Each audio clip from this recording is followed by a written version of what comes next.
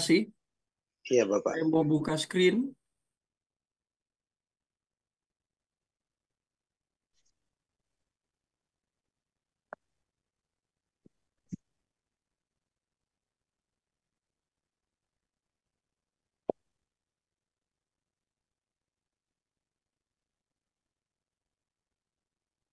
Oke, kita masuk di sini. Ini penelusuran kritis. Nah, ini tema. Saya perbesar dulu ya. Sepertinya Pak Moses masih di slide 16. Cukup bisa kelihatan?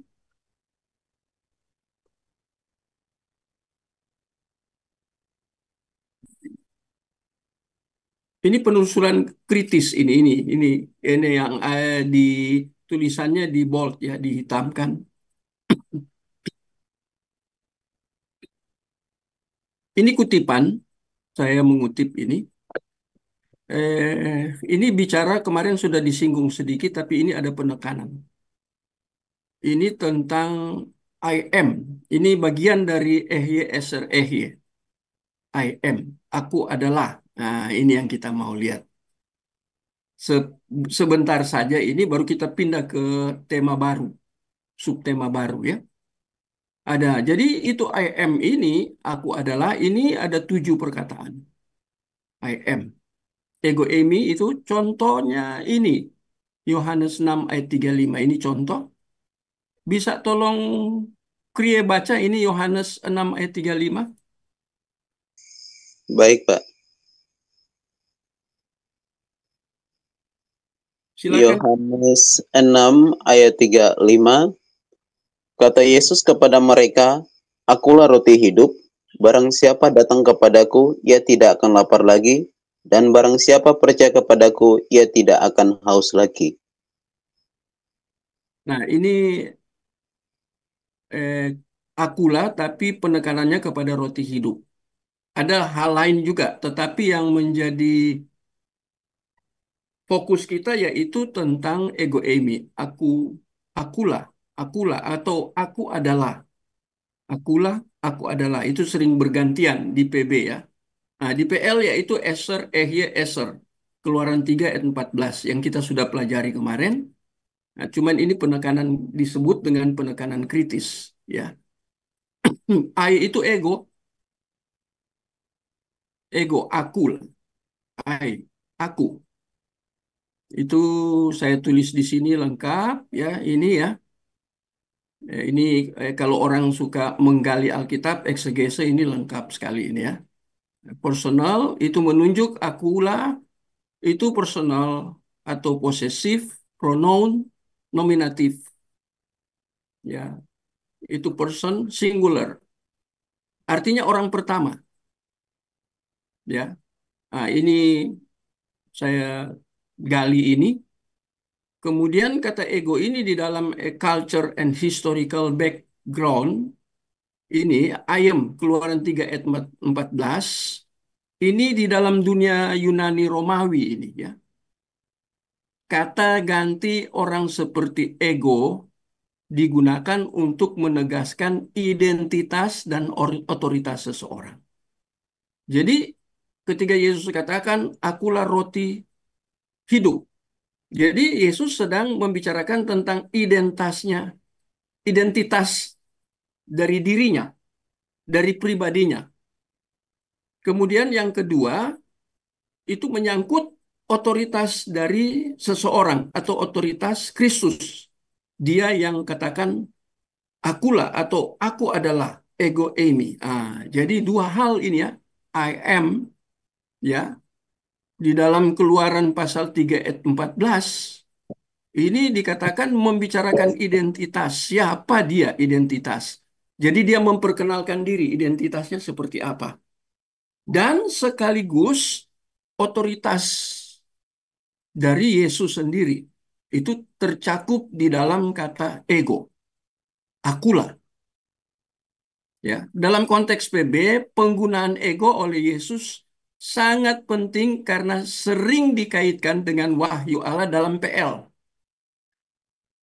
Jadi lihat ya, dia berbicara di PB, akulah.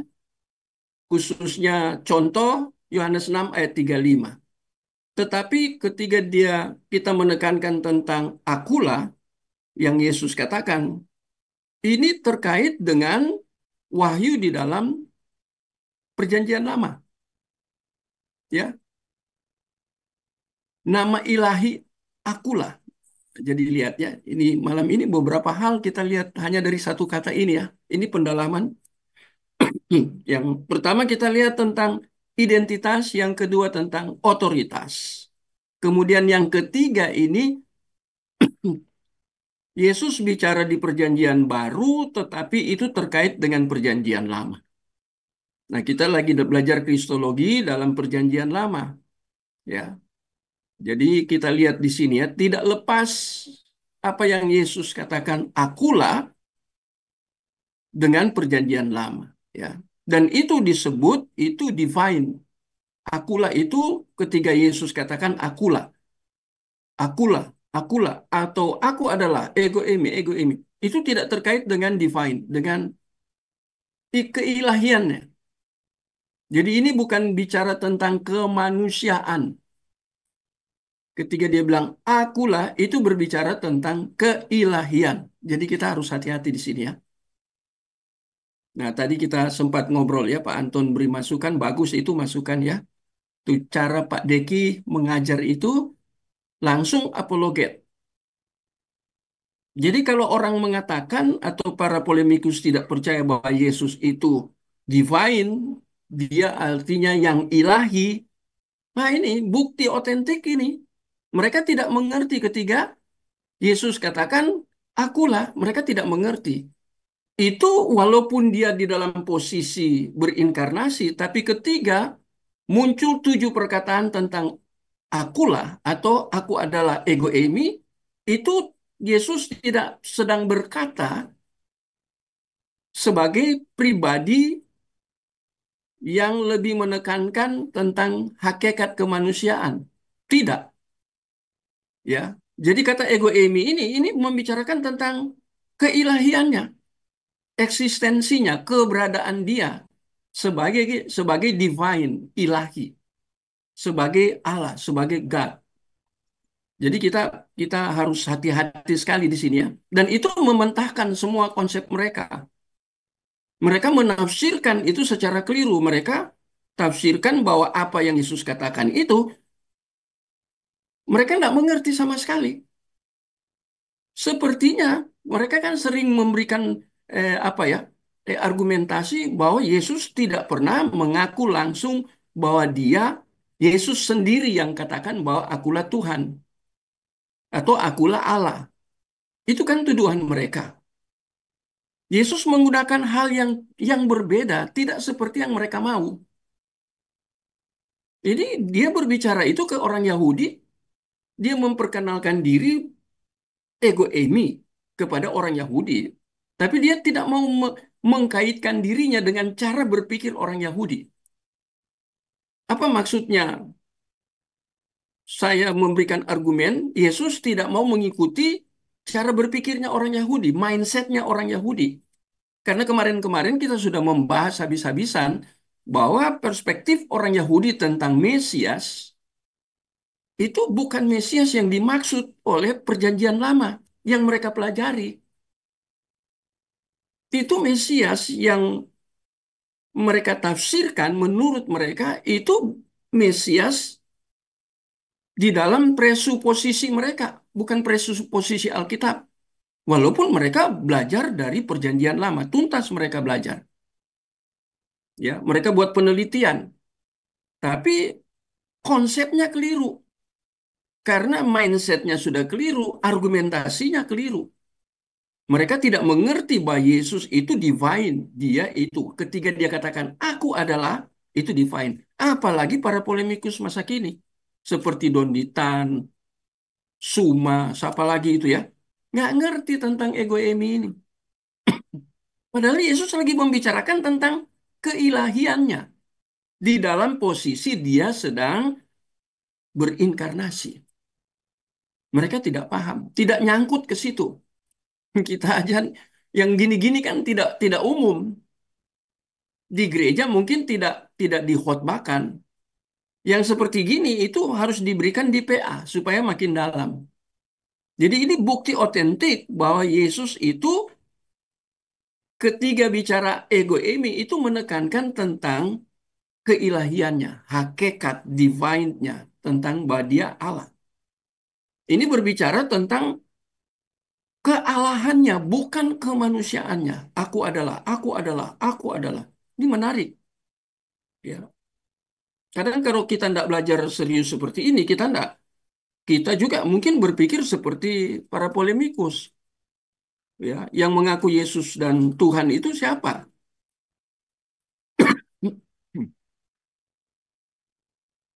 Ya, Thomas toh yang bicara engkau Tuhan, engkau Allah. Itu kan Thomas.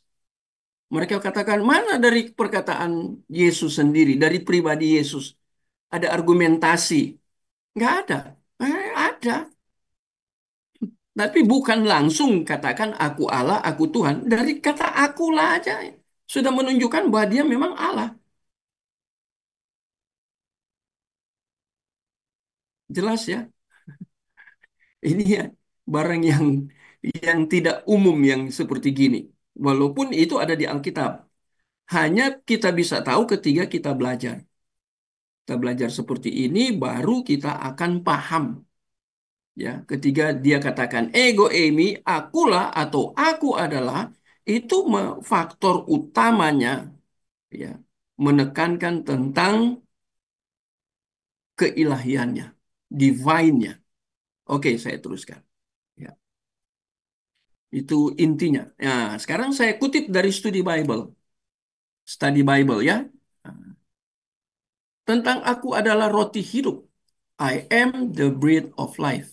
Bread of life. Dipahami sebagai, nah ini ya, pernyataan aku adalah salah satu dari beberapa pernyataan. Ini kurang T ya. Dalam Injil Yohanes yang menggemakan identitas. Tadi yang sudah saya katakan ya, identitas dari Tuhan kepada Musa. Jadi PL. Kita lihat dari PB, tapi PB tidak berdiri sendiri. Ini waktu Allah memperkenalkan diri kepada Musa. Yesus di dalam PB dia memperkenalkan diri kepada muridnya, kepada para Yudaisme. Tapi latar belakangnya sudah ada di PL, yaitu ketika dia memperkenalkan identitasnya kepada Musa. Ya, itu dalam Keluaran ya. Nah, ini ya kalimat akulah aku. Ya. Ini di dalam study Bible di Bible Hub itu ada study Bible, saya cek gitu. Memang bahasa Inggris ini saya terjemahkan semua ya. Hubungan ini menggarisbawahi keilahian Yesus. Nah, tadi saya sudah katakan metafora roti. Nah, sekarang tadi akulah. Nah, sekarang roti. Nah, ini makin mempertegas siapa dia. Maksud roti ini roti bakar. Nah, ya.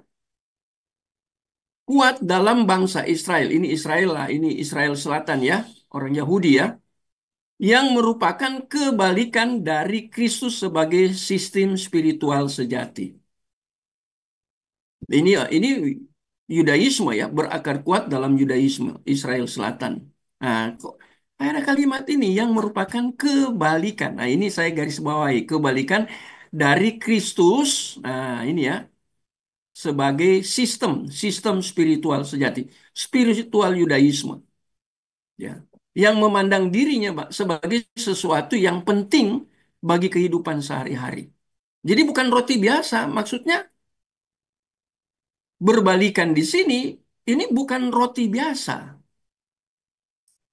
ya, tapi roti bagi kepentingan sesuatu yang penting bagi kehidupan sehari-hari. Melampaui kepuasan sementara. Nah, ini kelebihan ketiga akan roti fisik. Nah, ini ya, saya kutip dari Bible Study. Ya, Bible Study ini ya.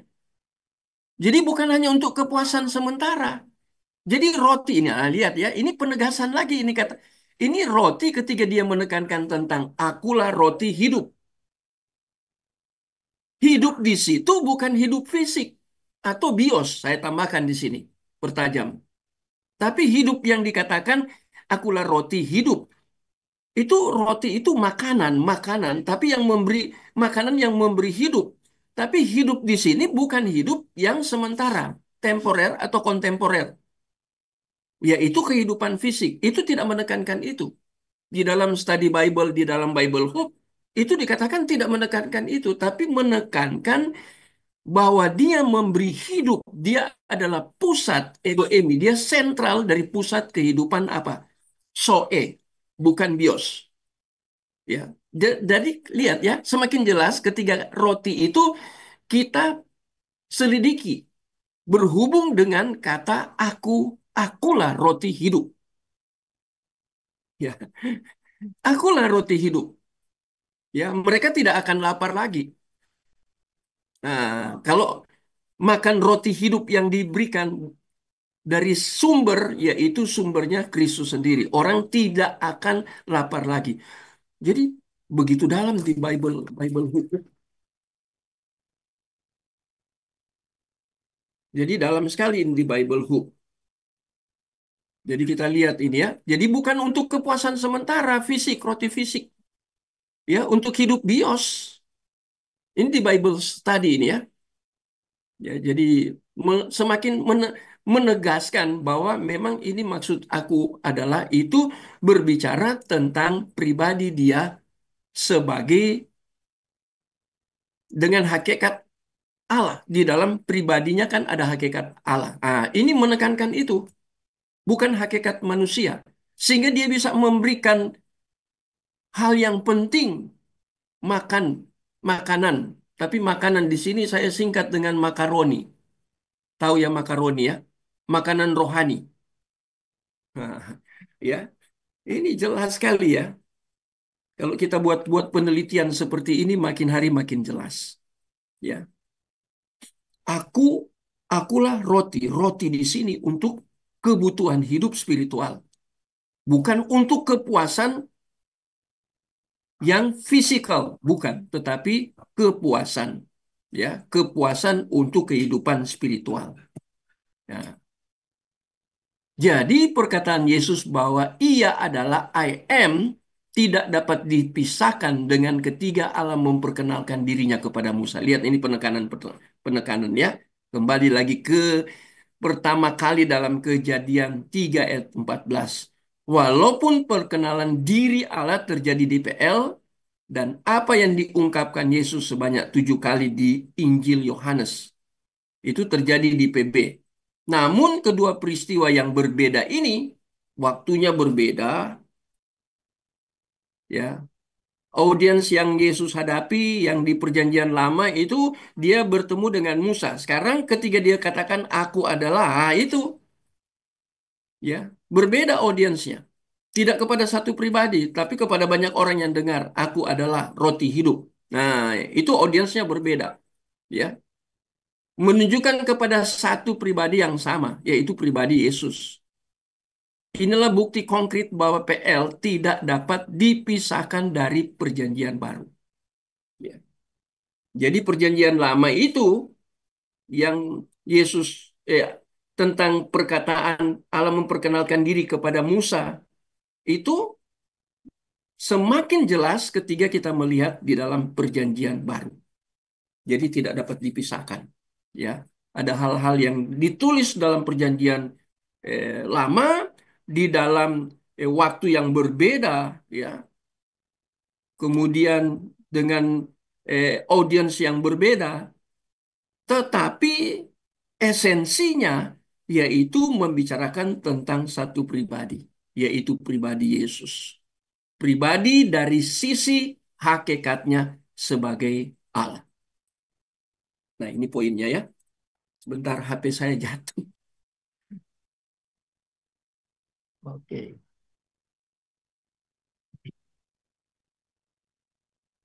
Kira-kira Bapak Ibu nangkap ini ya? Ya. Jadi kita lihat ini kan contoh Matius 6 ayat 3 Yohanes 6 ayat berapa tadi ya? Yang dibaca kriya itu ya.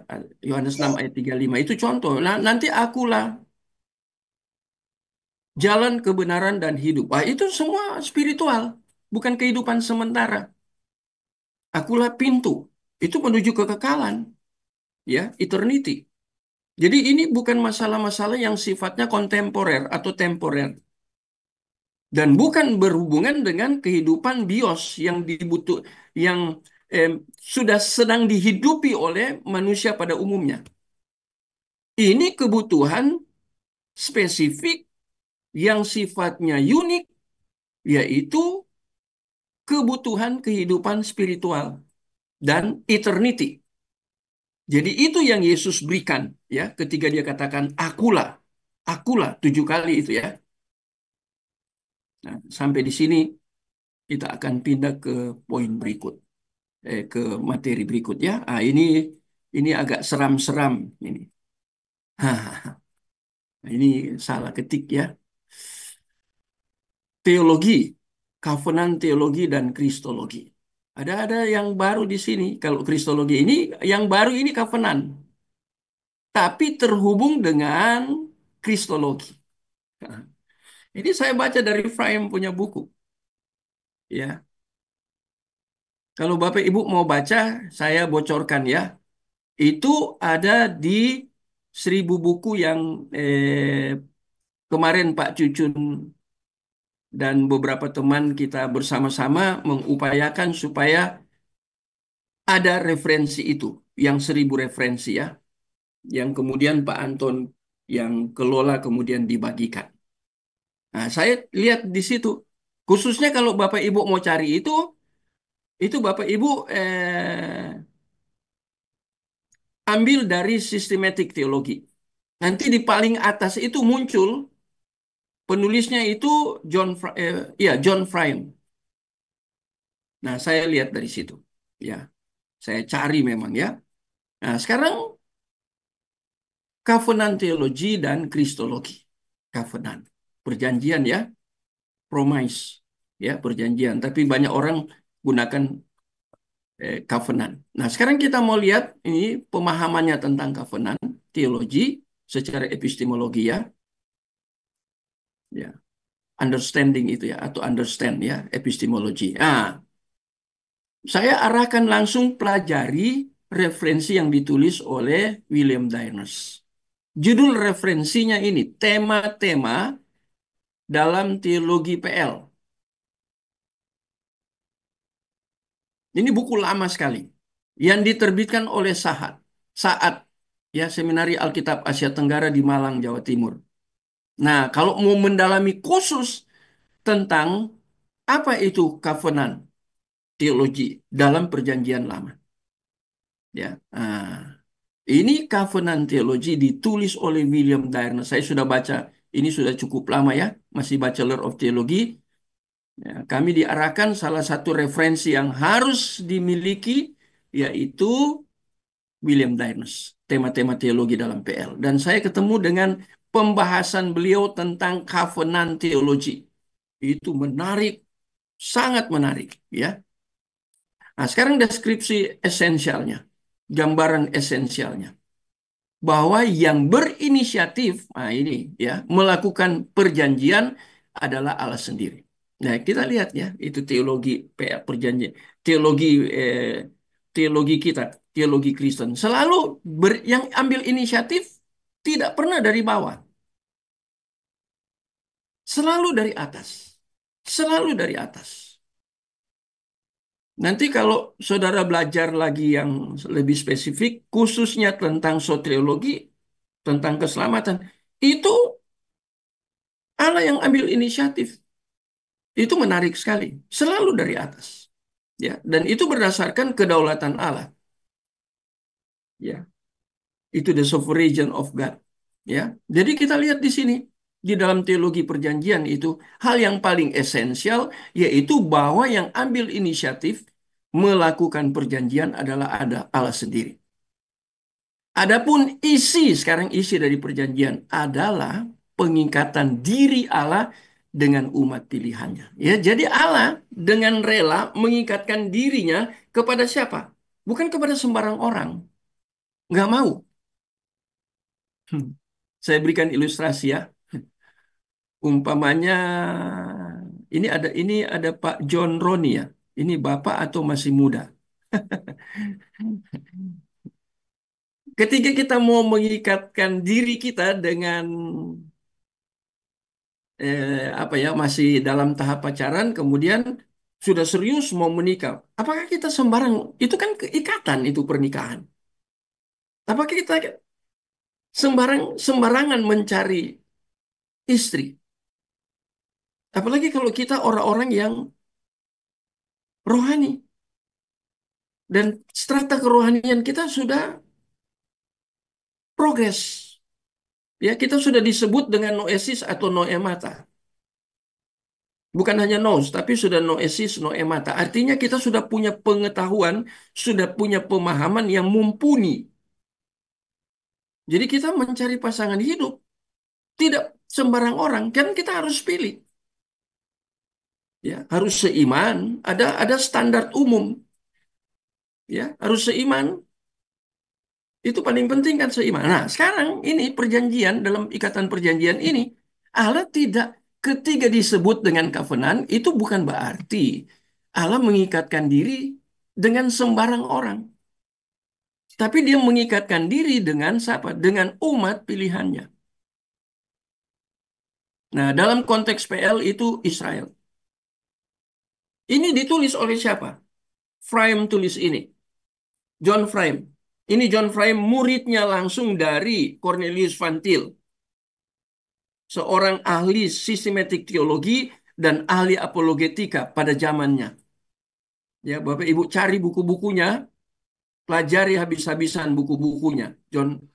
Cornelius Van Til. Ya, itu pengaruhnya ke John Frame muridnya itu luar biasa. Ini orang berkualitas ya, scholar di dalam dunia teologi. Jadi hebat sekali ya. Jadi kita lihat di sini ya. Jadi dia mengikatkan diri di dalam teologi perjanjian ini bukan dengan sembarang orang, tetapi dengan umat pilihannya. Ini perlu saya tekankan ya. Pilihannya, bukan kepada semua orang. Ini bersifat eksklusif, hanya kepada pilihannya, yaitu di dalam PL, konteks PL. Dia mengikatkan diri dengan Israel. Yakub menjadi Israel ya. Itu kita sudah tahu ya. Jacob. Jacob menjadi Yisrael. Kata Yisra, kemudian ada El. El itu menunjuk kepada Allah. Nanti Bapak Ibu gali itu kata Israel itu ya. Bisa cari referensinya. Tapi ini menjadi poin. Ketika kita membicarakan tentang covenant, itu inisiatif Allah. Ya.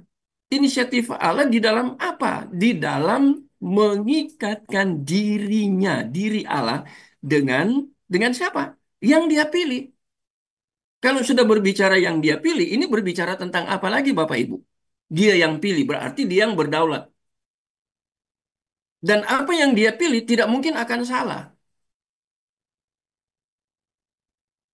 Yang dia pilih tidak mungkin akan salah.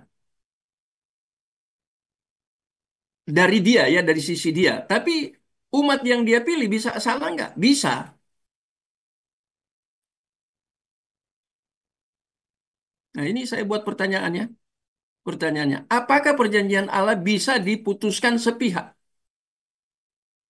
Baik oleh dia ataupun dari umat pilihannya, perjanjiannya. Perjanjian ya, berarti pengikatan diri Allah. Allah ambil inisiatif. Apakah bisa diputuskan sepihak? Kalau sampai dari pihak Allah, dia yang putuskan, ini berarti apa? Jika Allah berubah perjanjiannya, dia sudah pilih dia berubah. Nah, kalau coba Bapak Ibu lihat ya di dalam Kejadian pasal 6 ayat kelima itu ya, tentang apa konsep antropomorpati itu, di dalam situ itu ada konsep antropomorpati. Allah mengungkapkan perasaannya karena dia melihat manusia makin hari makin jahat, maka menyesallah Allah. Wah, itu dalam sekali itu ya. Tapi jarang orang tulis skripsi dengan judul ungkapan Allah menyesal. Ya, kajian biblikal atau kajian teologis tentang ungkapan Allah menyesal. Apakah Allah berubah perjanjiannya kepada Yakub? Nah, itu pertanyaannya. Berubahkah dia? Orang sering nyanyi, Tuhan Yesus tidak berubah. Kalau dia berubah perjanjiannya, apakah hal ini terjadi karena Allah bisa berubah? Ataukah karena umatnya yang berubah? Ini pertanyaan semua. Sehingga ketika umat berubah, itu dapat mempengaruhi Allah. Yang kemudian perjanjiannya diubahkan ataupun dibatalkan. Yang batalkan Allah. Kalau Allah yang batalkan berarti Allah tidak setia. Padahal dia mengajar tentang kesetiaan. Nah ini ya. Jika Allah berubah, maka itu berarti bahwa manusia dalam konteks ini adalah umatnya dapat mempengaruhi Allah sehingga perjanjiannya berubah. Umat perjanjian dia bisa keliru. Karena dia bisa keliru, Allah berubah.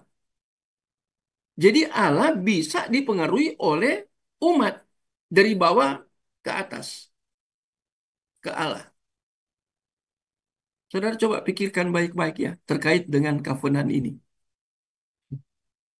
Nanti kita lihat siapa kepala dari covenant. Ini nanti berikut ya. Tapi kita lihat ini dulu ya. Jadi Allah ambil inisiatif mengikatkan diri. Kepada siapa? Bukan orang sembarang. Kepada yang dia pilih. Ini terkait dengan kedaulatan dia. Ya, ada di mana ya? Roma pasal 9. Nah, saya ingat ini Roma pasal 9. Ya, coba lihat ayat yang keberapa ya. Roma pasal 9. Ada dua orang di situ. Loren, Loren, Ren, Loren, Larissa, tolong ambil Alkitab. Saya Alkitabnya di meja sebelah. Kita lihat Roma pasal 9 untuk mengkonkretkan jawaban teologis atau jawaban biblikal. Kita lihat Roma pasal 9. Mungkin kita sudah pernah baca juga ini kalau tidak keliru. Apakah di sini atau saya beri di waktu saya ngajar di tempat lain. Ya, Roma pasal 9. Ini kan temanya pilihan atas Israel. Ayat keberapa itu ya?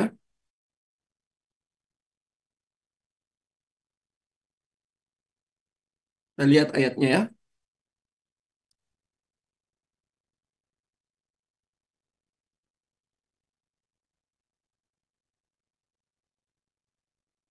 Ayat keberapa ya? Nah, ini ayat ke-11 aja baca ayat ke-11. Harus baca dari ayat 1, tapi kita lihat ayat yang ke-11 karena waktu ya. Lihat ayat yang ke-11 sampai dengan ayat yang ke-16. Cukup panjang ya. Mari lihat. Tolong baca ayat yang ke-11 sampai ayat ke-16. Silakan baca. Kalau bisa Baik, Roni baca atau Kri silakan. Bergantian ya, enggak apa-apa. Atau enggak apa-apa Kri aja. Roma pasal 9. iya Bapak ya. Roma pasal 9 ayat 11 sampai 16. Sebab waktu anak-anak itu belum dilahirkan dan belum melakukan yang baik atau yang jahat, supaya rencana Allah tentang pemilihannya diteguhkan, bukan berdasarkan perbuatan, tetapi berdasarkan panggilannya. Dikatakan kepada Ribka, anak yang tua akan menjadi hamba anak yang muda. Seperti ada tertulis, aku mengasihi Yakub, tetapi membenci Esau. Jika demikian, apakah yang hendak kita katakan? Apakah Allah tidak adil? Mustahil. Sebab ia berfirman kepada Musa, aku akan menaruh belas kasihan kepada siapa aku mau menaruh belas kasihan, dan aku akan bermurah hati kepada siapa aku mau bermurah hati. Jadi, hal itu tidak tergantung pada kehendak orang atau usaha orang, tetapi kepada kemurahan hati Allah. Nah ini menarik ya. Rasul Paulus bicara tentang PL dikaitkan dengan Musa soal pilihan. Menurut ke perjanjian lama. Nah ini kan terkait dengan sini. Dengan ini yang kita sedang bahas kafanan ini. Ya. Jadi Musa kutip dari Perjanjian Lama. Itu ayat yang ke-15 itu ya. Tapi ini kita mulai dari zamannya Yakub. Pada waktu Yakub ya itu. Nah, di atas lagi itu tentang Abraham. Kemudian ini di bagian ini tentang Yakub. Kalau kita lihat ayat yang ke-15, itu bisa kita cari di sini ya. Itu dari mana itu ayat yang ke-15 itu ya. 9 ayat itu dari Keluaran 39, 33 ayat 19. Jadi yang Paulus kutip ini di dalam surat Paulus kepada jemaat di Roma itu diambil dari PL, Perjanjian Lama, ya. Dan ini berbicara tentang relasi Allah. Dia mengikatkan diri kepada siapa? Dia mau mengikatkan diri. Ini kan berbicara dengan tentang the sovereignty of God itu, tentang kedaulatan dia. Aku Yakub kukasihi, Esau kubenci.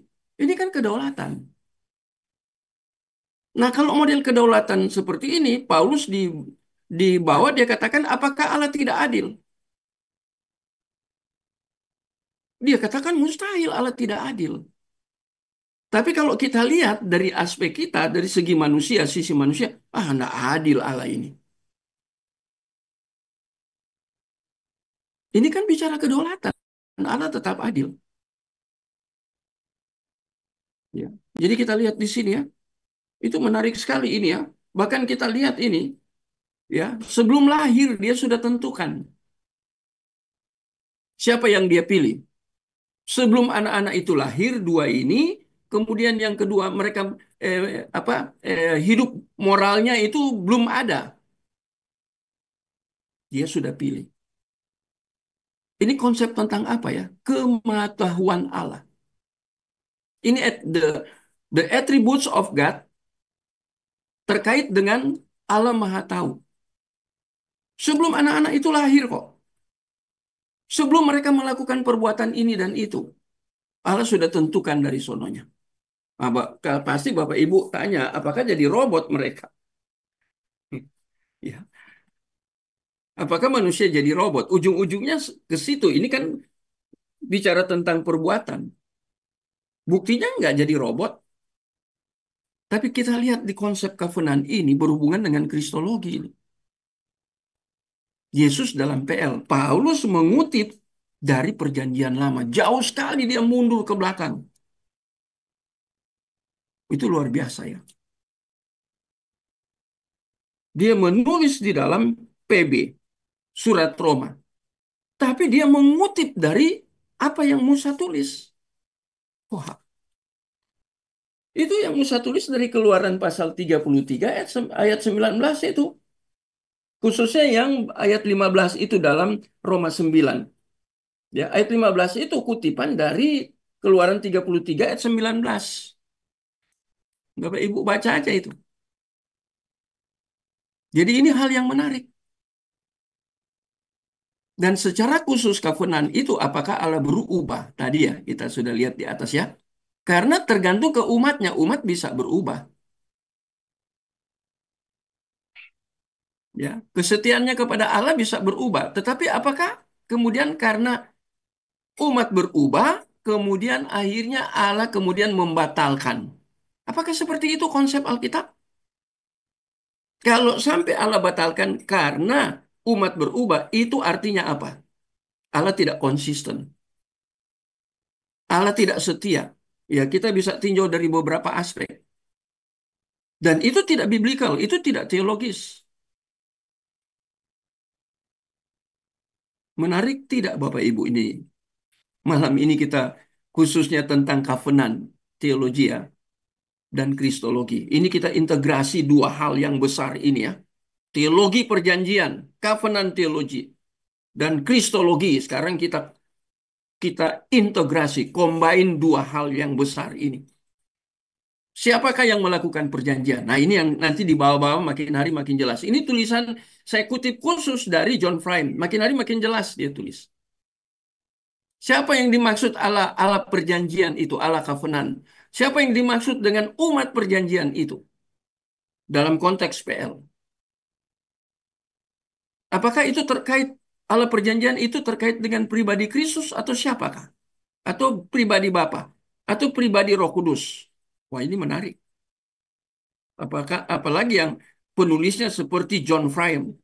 Wah, ini menarik sekali, dalam sekali dia, ya.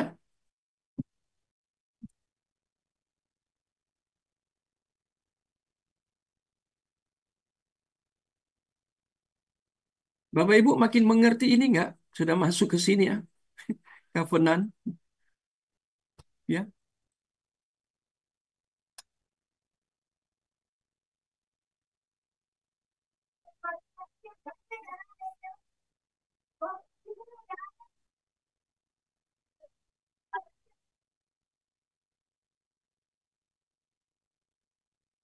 Kalau ini sudah selesai memahami ini, ya, covenant theology. Nah, sekarang kita masih bagian dari covenant theology, tapi kita ambil yang ini.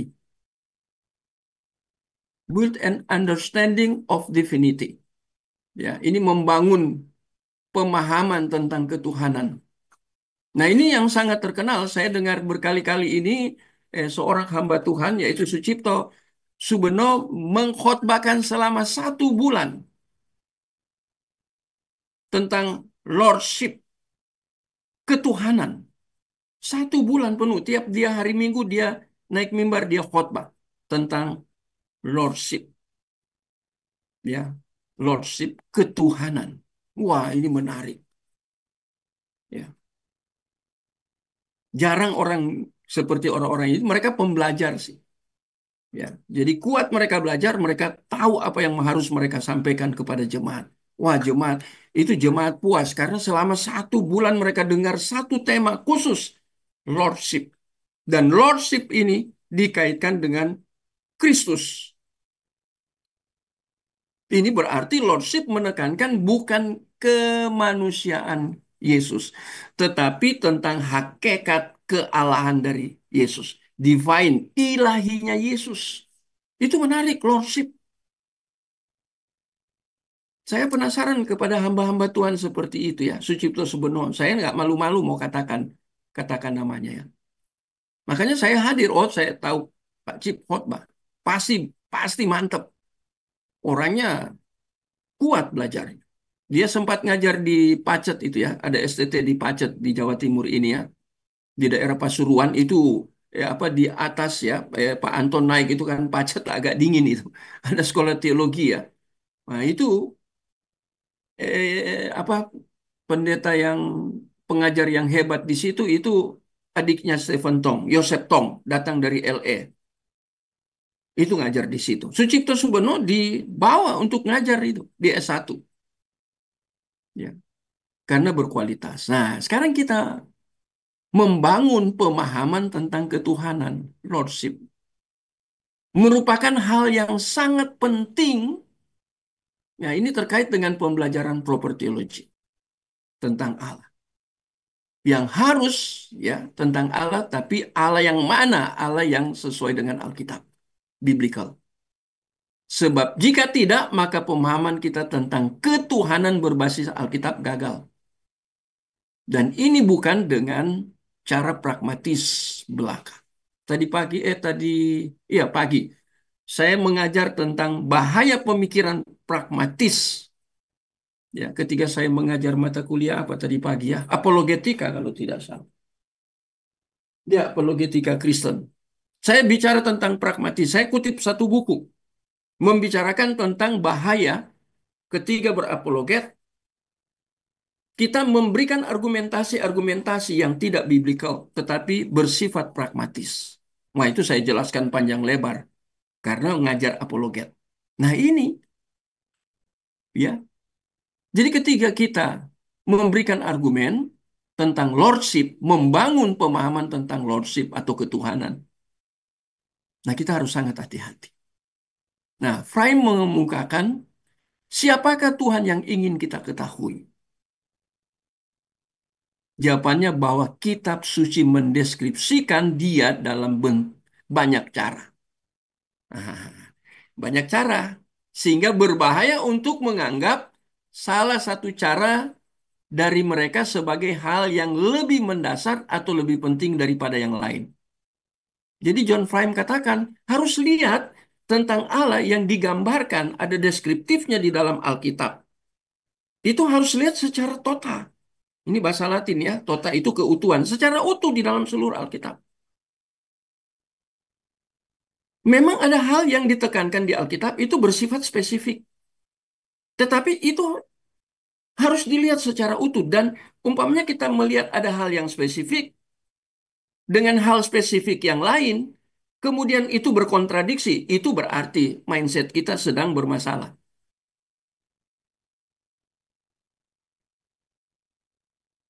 Itu bahaya sekali. Ya. Jadi luas. Kita bicara tentang proper teologi itu kita melihat digambarkan di dalam Alkitab begitu komprehensif. Tetapi di dalam komprehensif itu ada hal-hal yang menjadi tekanan khusus. Ini menekankan tentang Allah Allah perjanjian. Sekarang kita lagi belajar tentang Allah perjanjian. Covenant. Ada yang menekankan bukan covenant, lain lagi. Mungkin menekankan tentang kesucian Allah. Nah, ini lain lagi. Tapi itu antara kesucian dengan Allah covenant ini tidak boleh berkontradiksi.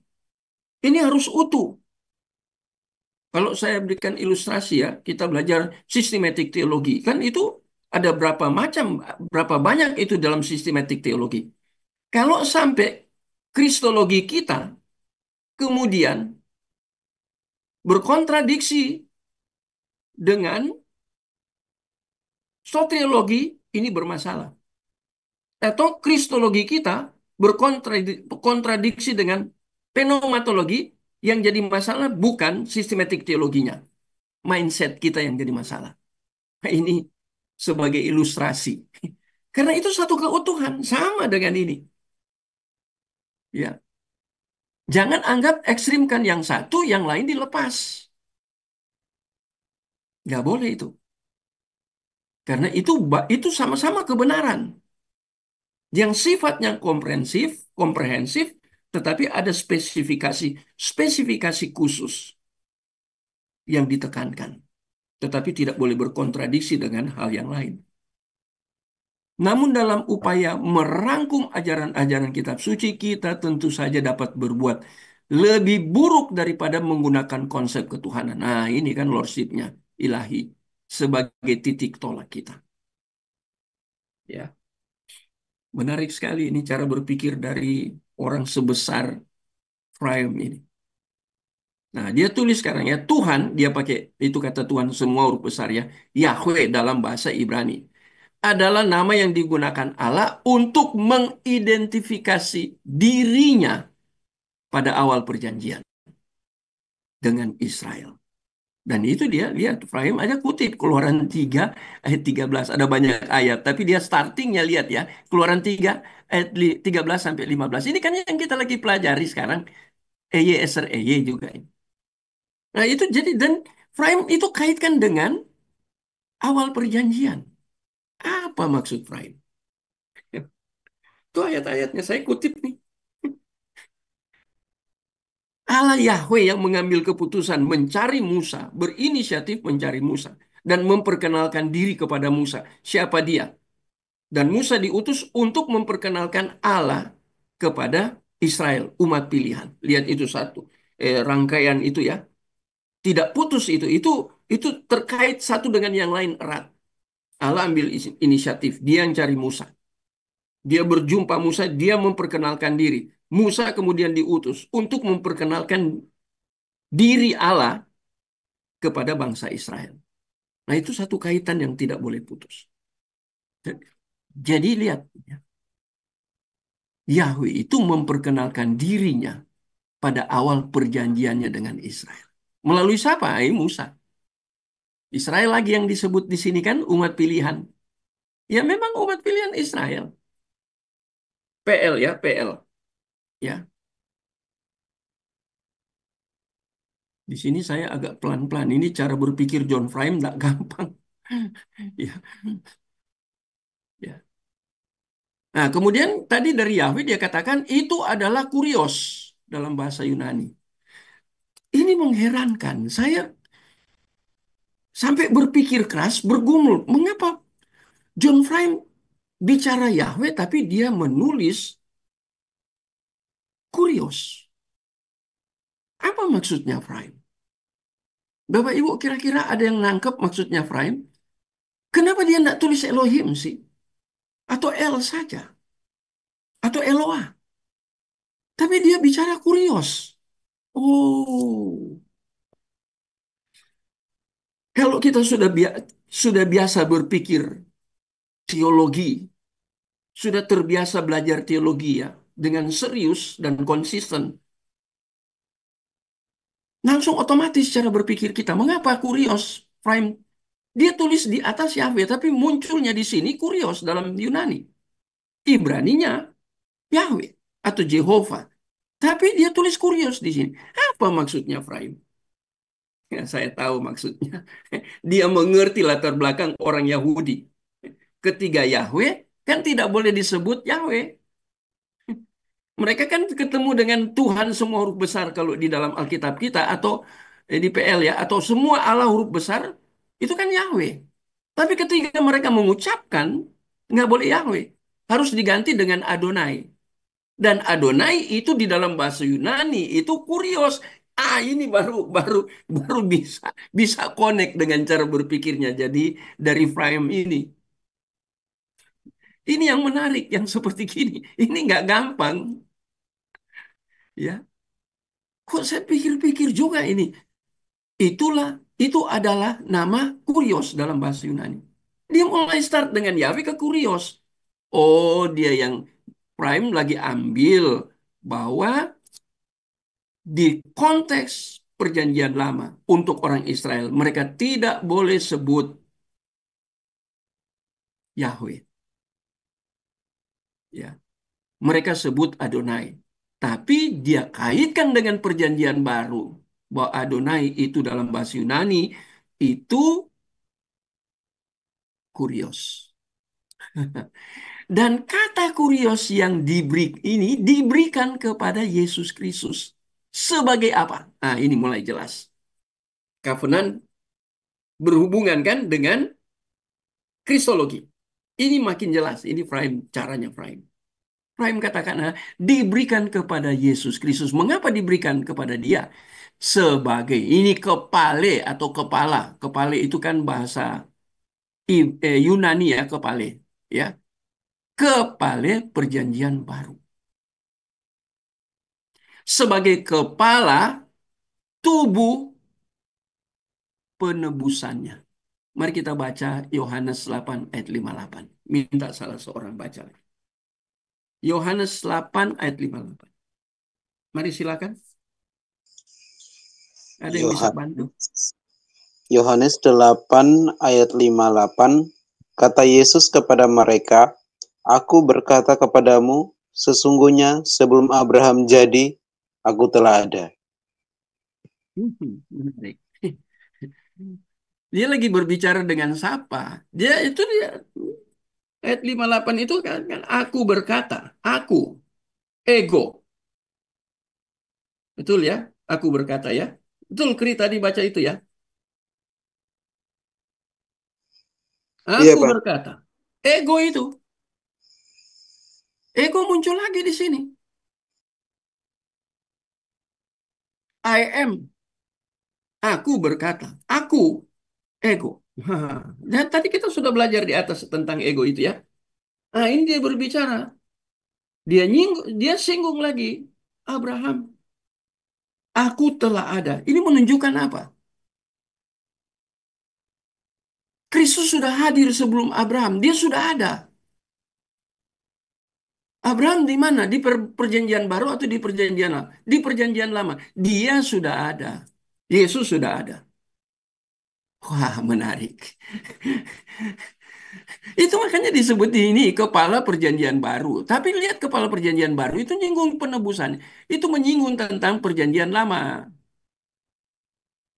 Sebagai kepala tubuh penebusannya. Ini kan tubuh, ini bahasa Yunani kan soma. Penebusannya. Ini kan penebusan barter. Dia membarter. Nah, kita tahu konsep PL itu tentang membarter. Ketika orang berdosa, dia harus pergi ke imam.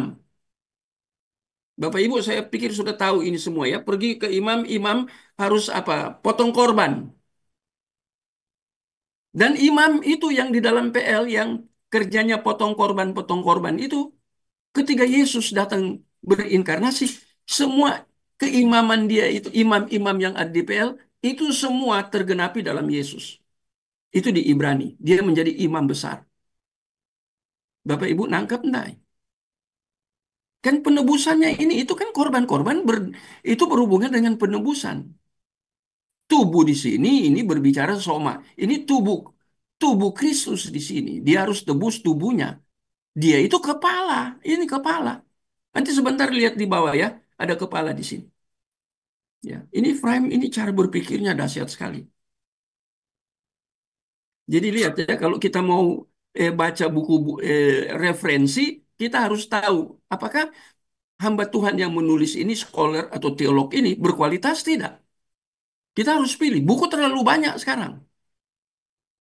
Ya, harus pilih. Ya, kemarin dapat 1.000 buku, ditolong oleh Pak Cuncun. Nah, di Pak Anton di kiri itu berapa? Ada banyak sekali buku. Yang saya berikan ke Pak Anton karena itu sulit mau buka, itu 10.000 bukunya. Sampai istri saya tanya, Pak, buku 1.000 apa kamu baca semua? Itu istri. Kita sharing, di atas sepeda motor saya jemput tanya. Bukunya makin banyak. Ini tambah 10.000 buku. Kapan bacanya? Dia tahu saya suka baca buku. Buku sebanyak itu. Itu buku-buku pilihan. Yang masuk di KIR itu ya, di perpustakaan KIR, tanya aja Pak Anton. Ada kan KIR? Itu Pak Anton yang kelola. Itu perpustakaannya sebegitu banyak. Ya memang ada bahasa Inggris, ada bahasa Indonesia. Wah, tapi buku-bukunya saya sudah lihat. Itu referensi yang penulis-penulisnya itu teolog yang bukan sembarang teolog. Ya, memang ada beberapa yang eh,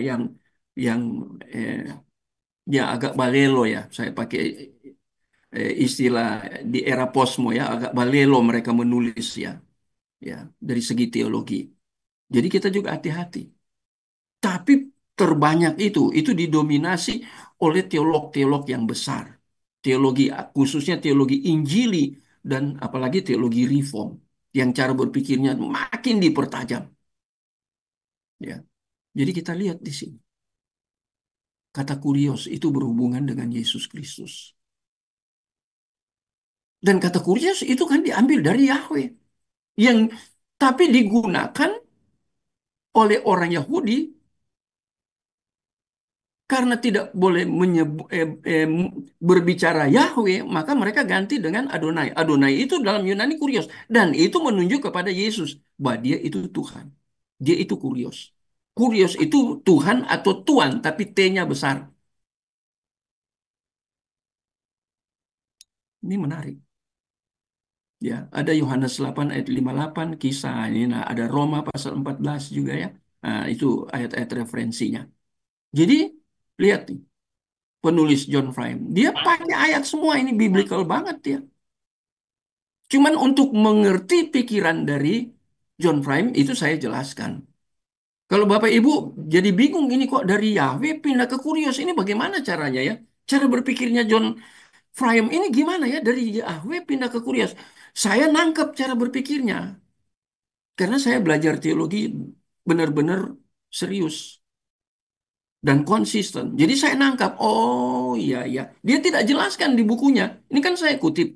Dia tidak menjelaskan. Oh, itu dari kata Yahweh karena tidak boleh orang Israel tidak boleh memanggil Yahweh maka diganti Adonai. Nah, kalau bahasa Yunaninya kurios. Dia nggak tulis gitu, langsung dia loncat. Kita yang harus mengerti. Ini kesulitan dalam membaca referensi. Apalagi Bapak Ibu baca si tulisan-tulisan dari apa Cornelius Van Til. Wah, itu banyak istilah ya. Presupposition, presaposisi. Oh, banyak sekali istilah-istilah yang tidak umum itu dibicarakan dari mimbar. Sehingga kita bilang, apa ini ya? Waktu saya presentasi disertasi saya bicara presa supposition. Itu yang nguji saya udah bingung.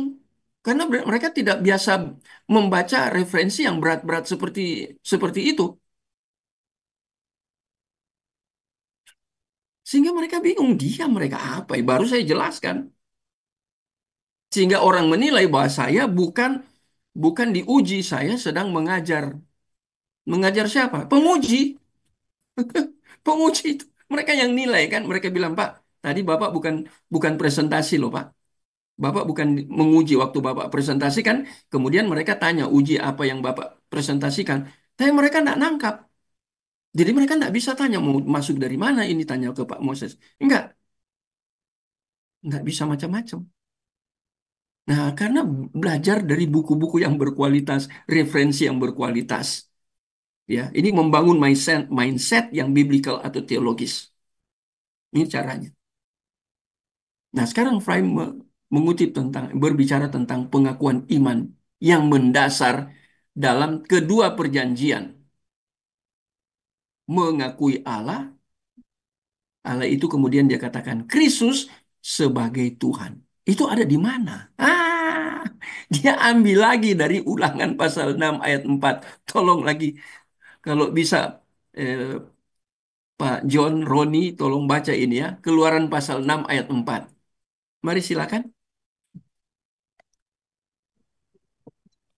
Ulangan pasal 6 ayat 4 ya Pak, bukan Iya, keluaran. iya, Ulangan, silakan.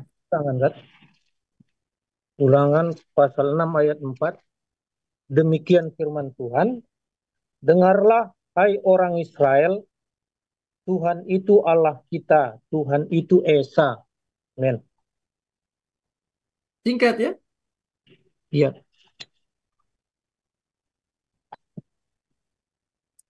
Ulangan ya, ulangan pasal 6. Coba baca sekali lagi. Maaf, demikian firman Tuhan, silakan Pak. dengarlah, dengarlah hai orang Israel, Tuhan itu Allah kita, Tuhan itu Esa. Men. Hanya singkat sekali ya. Ya, singkat Pak. Ya, ini kan Musa yang ngomong kepada orang Israel, dengarkanlah, ya, Tuhan itu Allah kita. Tuhannya pakai huruf besar apa huruf kecil?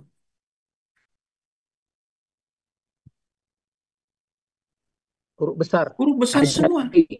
Ya, Betul ya, Tuhan huruf besar. ya, Semua ya. huruf kapital semua. Tuhanlah, Tuhan huruf besar. Dua kali di situ. Tuhan itu esa. Satu ayat dua kali kata Tuhan. Tapi ada satu kata Elohim, Allah. Ya, Elohim itu jamak. Ya, kalau belajar dengan saya model kayak gini ya, karena saya orang yang senang dengan penelitian, dengan eksegese, jadi saya eksegese kayak gini. Tuhan itu semua huruf besar kapital, berarti ini menunjuk kepada siapa? Kepada Yahweh. Tapi harus baca Adonai. Dua kali ini. Esa, tauhid. Jadi menekankan tentang apa? Hakikatnya. Bukan menekankan tentang pribadi ini, tapi hakikatnya. Hakikatnya sebagai Allah. Dan ini ditulis oleh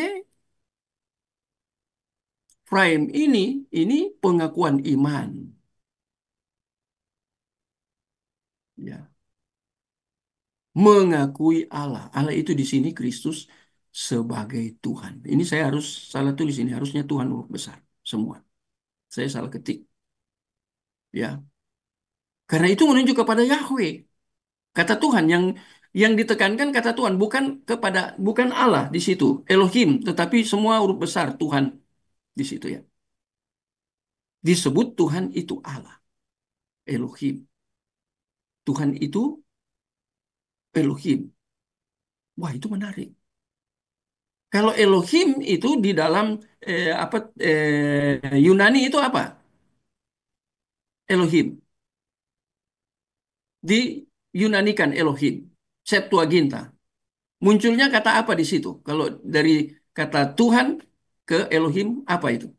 Ada yang bisa jawab?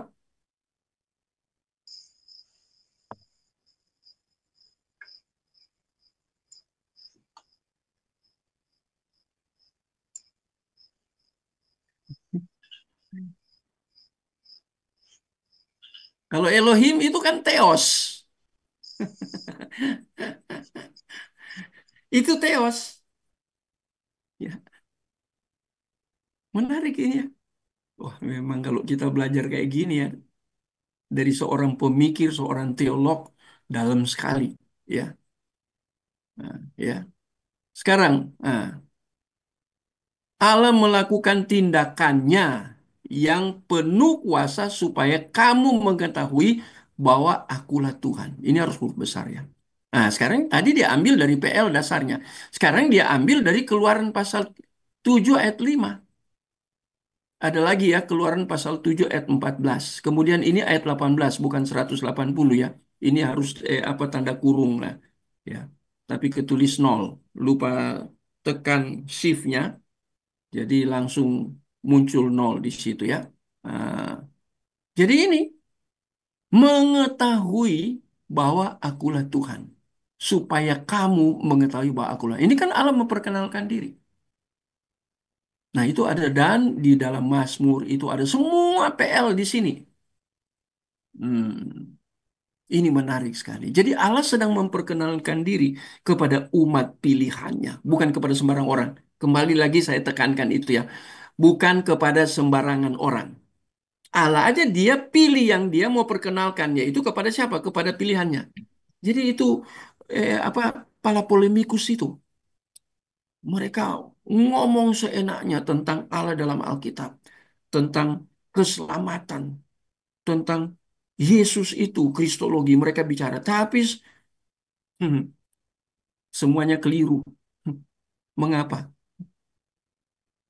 Allah tidak mau perkenalkan diri kepada mereka. Jadi otak mereka tetap tertutup. Mereka tidak mengalami potiso kecuali mereka adalah umat pilihan Allah yang masih tersembunyi, sehingga kita belum tahu. Saya gunakan kata tersembunyi ya, karena mereka belum bertobat. Kalau mereka umat pilihan, satu kali mereka bertobat. Para apologet itu ya, dari pihak ya polemikus itu. Tapi mereka belajar Alkitab, tertutup tuh. Apalagi kalau mereka datang belajar bersama kita di kelompok kita ini, belajar yang gini-gini untuk mengetahui, supaya kamu mengetahui. Kamu di situ itu Israel. Ini PL semua nih. Pilihan. Tidak kepada semua bangsa yang ada di sekitar Israel. Israel didahulukan. Nanti kemudian perkembangannya dalam progres ya, dalam sejarah, kemudian itu kepada bangsa-bangsa lain. Apalagi sampai ke perjanjian baru. Tapi awal-awalnya harus umat yang dia pilih itu. Ada umat pilihan di luar. Nah, itu kita lihat lagi di dalam Yohanes pasal 17 itu. Ayat 21 kalau tidak salah ya. Saya lagi mengajar oikumenika. Ya, tentang Yesus berdoa kepada mereka. Dan kepada hasil dari murid yang bertobat karena pilihan itu kemudian dijadikan satu supaya mereka menjadi satu. Wah, itu menarik. Saya bahas-bahas seperti itu di dalam mengajar tentang oikumenika atau gereja yang atau gereja yang universal. Saya mengajar itu.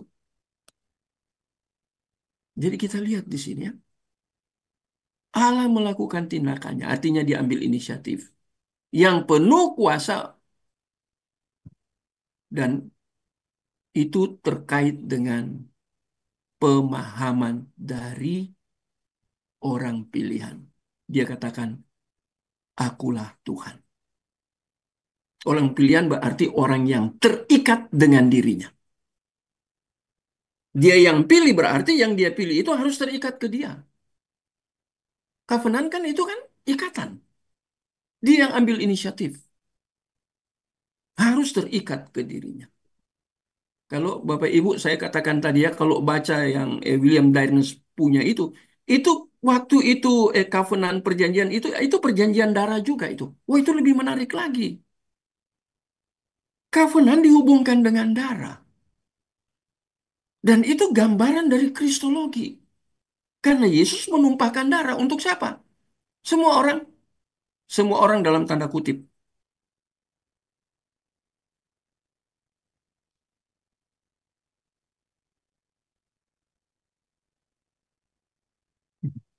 Menarik. Ya. Baca buku-buku seperti itu, aduh itu dia ahlinya lah PL itu ya. Dyrness itu ya. Saya baca tentang covenant teologinya. Itu menarik sekali. Dia bicara tentang masalah covenant dihubungkan dengan darah. Dam, bahasa Ibraninya dam, darah. Saya ketika pelajari cara dia berpikir, waduh saya bilang dalam sekali, menarik sekali. Itu kalau kita belajar kepada orang yang tepat. Penulis yang tepat, memang dia ahli ya pada bidangnya. Wah, itu kita puas. Saya seperti baca ya Frame punya Cornelius, ya ada banyak saya baca buku ya. Ketika saya baca, aduh menarik sekali ya. Yang tadi saya nggak ngerti masih dibayang-bayang.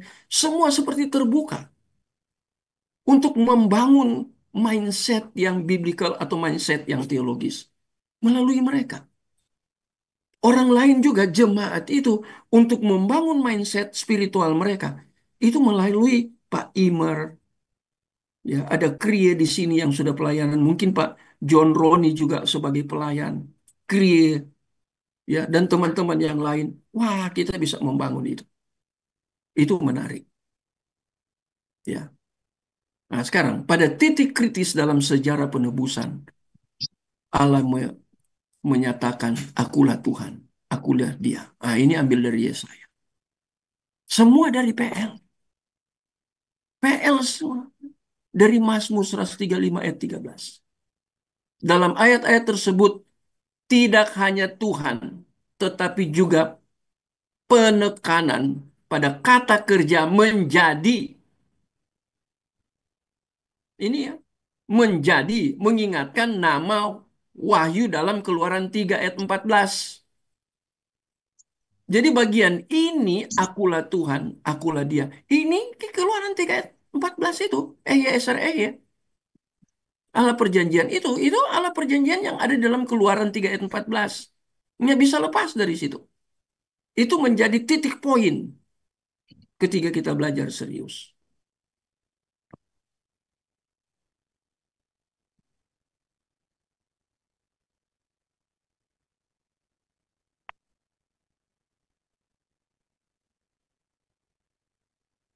Ini sangat menarik. Terima kasih Pak Imar. Saya belajar. Kalau saya tidak belajar, saya tidak mungkin berpikir seperti ini. Saya baca buku. Ini bukan saya punya. Ya, kemarin saya mengajar juga. Saya katakan kita harus terbuka kepada yang kebenaran yang benar-benar benar. Kita open. Tetapi kalau yang tidak benar, kita harus close. Itu cara kita hidup, iman kita. Harus ada di dalam dua bandul itu. Close. Tertutup kepada hal-hal yang heresi. Yang jelas-jelas bidat tertutup. Saya beri contoh ya. Umpamanya, seorang yang sangat terkenal seperti ES itu, dia katakan Kristus lebih rendah dari Bapa. Wah, kalau untuk dia, saya tidak mau. Bayangkan dia merendahkan Yesus.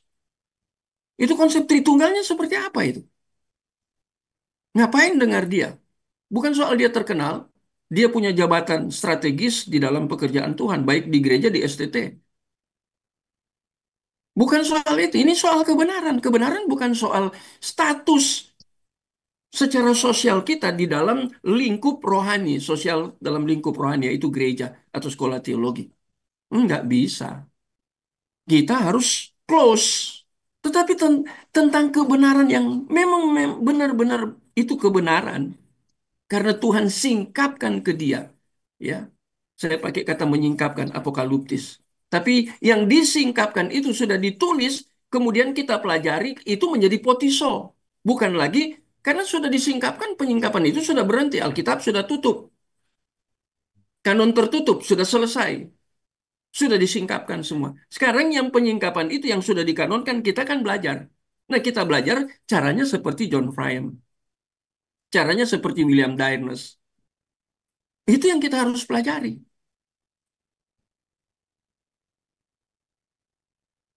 Menjadi menarik. Ya. Yesus juga sering menyinggung akulah dalam menampilkan karakter dan jabatannya. Menarik ya. Apa jabatan Yesus? Bapak Ibu tahu ya? Akulah itu nyangkut kepada karakter dia dan jabatan dia. Apa? Sekarang saya tanya, jabatannya Yesus itu apa? Tiga jabatan Yesus. Yang di dalam PL sudah diberikan deskriptif. Satu gambaran. Dan gambaran itu digenapi semua di dalam Yesus. Apa aja jabatan Yesus? Imam, nabi, raja. Ya, itu semua digenapi itu tiga. Ah, ini Frank singgung ini lagi. Ini menarik sekali tulisan seperti ini ya. Salah satu kesaksian yang paling luar biasa mengenai keilahian Yesus adalah cara dia dan murid-muridnya mengidentifikasikan dia dengan Yahweh dalam Keluaran 3 ayat 14 tadi. Ehye Eser Ehye. Aku adalah I am. Sebuah nama yang sangat erat kaitannya dengan Tuhan, dengan Lord, dengan Kurios, dengan Yahweh yang kemudian dibaca Adonai.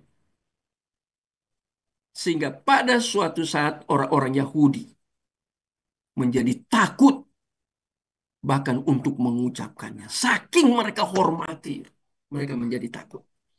Menjadi takut apa? Berkaitan dengan nama tadi di dalam Keluaran 14 yang kemudian dalam PB itu disebut Kurios dan itu menunjuk kepada Yesus. Inilah Kristologi.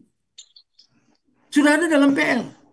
Tapi makin jelas dalam PB, dibukakan semua, disingkapkan di dalam perjanjian baru. Wah, itu menarik. Sangat menarik. Saya berdoa supaya kita terus belajar, jadi pembelajar ya. Terus terang Bapak Ibu, menyiapkan bahan-bahan seperti ini saya harus capek sekali. Mengapa? Harus banyak baca buku. Bapak Ibu tanya kepada Pak Deki Ngadas. Bapak Ibu tanya kepada MYM itu. Kepada Pak Esra Soru. Ya, tentunya ada banyak hamba Tuhan ya. Tanya kepada Pak Budi Asali atau tanya kepada hamba Tuhan yang sangat terkenal juga di Surabaya ya. Itu apa Yakub Trihandoko. Itu hebat banget tuh Yakub Tri PhD dari Amerika. Dulu dia ambil PhD di Eropa tapi tidak selesai dia hijrah ke Amerika. Dia teman baik saya. Karena kita satu satu organisasi sinode. Tanya mereka, mereka menyiapkan firman Tuhan tidak sembarang. Apalagi ketika mereka buat PA. Nggak sembarangan. Mereka ngajar, mereka dosen. Mereka ngajar. Itu capek. Tapi itu capek menyenangkan. Hmm. Menyiapkan materi-materi seperti ini. Apalagi kita passionnya dalam dunia pengajaran. Capek, beli buku kadangnya saya harus beli buku dulu secara fisik. Sekarang puji Tuhan ada buku-buku begitu banyak. Tinggal baca aja. Nah itu harus harus ada waktu untuk pelajari, mendalami buku itu. Wah itu capek. Berapa berjam-jam di depan laptop. Tadi saya pergi, saya katakan ya, antar istri. Karena saya lihat ada 2 jam. Saya hitung, istri ngeles, saya kan tunggu, saya nggak mungkin pulang jauh. Saya cari tempat untuk hanya minum aja. Minum air panas, air hangat. Tapi saya bawa laptop, lengkap saya bawa flash disknya itu. Bukan flash disk, apa ini ya? Eh, yang bisa muat lebih banyak itu ya. Saya bawa itu. Saya pasang, kemudian buka laptop. Saya izin ke ibu yang punya warung itu. Saya bisa buka laptop, Bu. Bisa.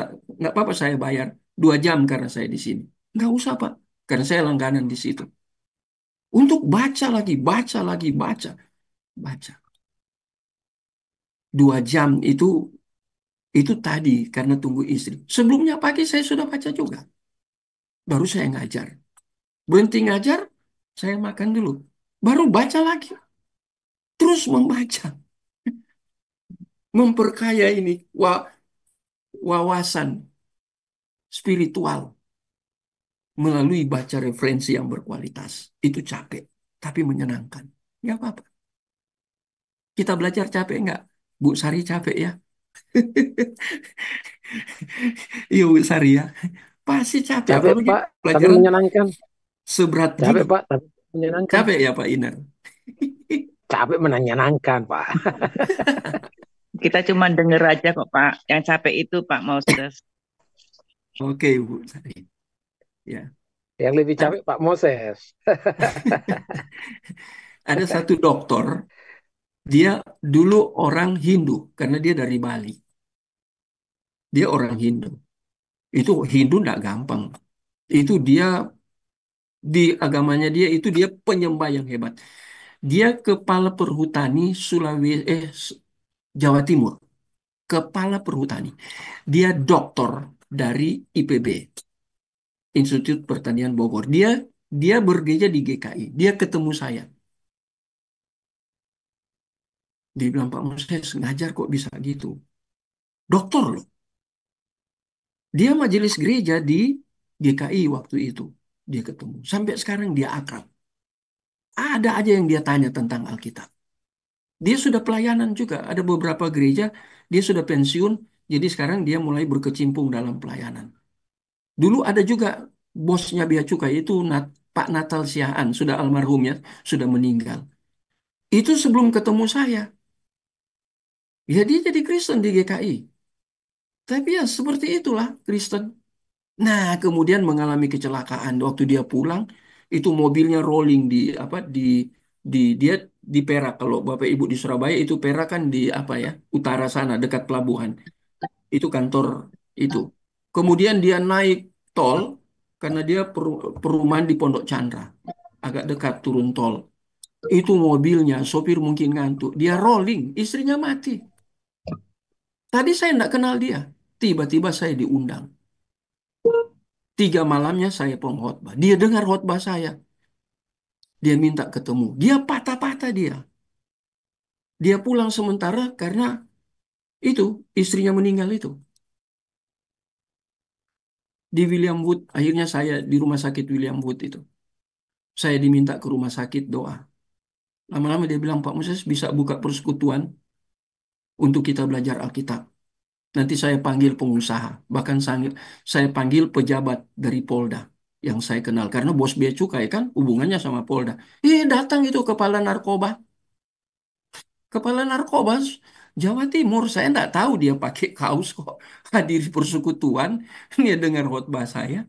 Malah dia ambil dompetnya dikasih namanya ini loh Pak Moses. Nama saya itu Pak, kalau ada apa-apa Bapak ngomong. Kasih aja kartu nama itu ke polisi ya. Anak buah saya yang nakal-nakal di jalan ya, di Jawa Timur ini apa Surabaya, kasih aja. Nah, ketemunya di mana? Waktu belajar firman Tuhan. Pak Natal Siaan. Tadi saya bilang dokter Nyoman itu ya, dokter dia. Sama-sama mereka satu gereja di GKI. Mereka bilang, Pak Moses jarang kami dengar yang gini-gini di gereja kami. Ada pendetanya. Saya cek pendetanya dari teologi Mali. Ternyata liberalisme. Ya, enggak mungkin dia dengar yang gini-gini yang saya jelaskan ke ibu, tapi enggak sedalam ini ya. Dia bilang, Pak Moses kok cara berpikirnya beda banget ya. Bukan saya hebat, Tuhan yang hebat. Dan saya mengutip dari orang-orang yang hebat. Ditularkan. Lihat ya itu ya ini intermiso ya, kita santai sedikit. Tadi tegang terus ya, intermiso ya. Bapak Ibu lihat dalam sejarah ya, Rasul punya murid ya. Kemudian mereka jadi bapak-bapak gereja. Kemudian dari bapak-bapak gereja punya murid. Itu perjalanan gereja seperti itu ditularkan dari rasul. Tuhan Yesus jadi murid-murid jadi rasul. Paulus dipanggil jadi rasul terakhir. Kemudian itu melahirkan bapak-bapak gereja. Cara berpikir mereka begitu dahsyat. Terus ke sini kemudian ada Agustinus itu ya dari Hippo itu di Afrika yang begitu hebat teologinya. Itu dia melahirkan murid sampai ke hari ini. Kalau Bapak Ibu belajar, saya lagi ngajar pengantar teologi reform di S2. Oh, kalau Bapak Ibu belajar itu. Itu akarnya ada di Agustinus itu, abad keempat. Akarnya di dia. Cara berpikirnya si Luther, Martin Luther, John Calvin, Zwingli, itu semua dari situ yang kemudian dikembangkan sesuai dengan zaman. Itu, ya. Sampai di sini ada pertanyaan?